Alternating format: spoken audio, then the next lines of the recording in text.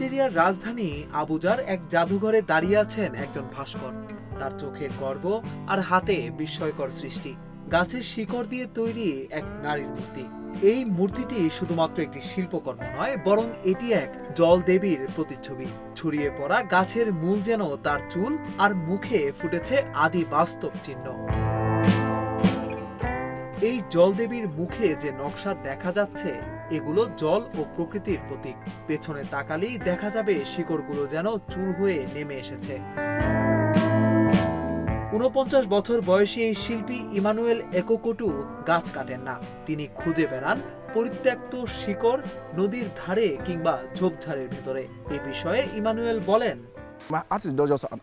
Lagos শহরে গাড়ি চালাতে চালাতে আমি যখন মাটিতে পড়ে থাকা শিকড় গাড়িতে তুলি, তখন মানুষ ভাবে আমি হয়তো পাগল, কেউ কেউ ভাবে আমি বুঝি ওঝা।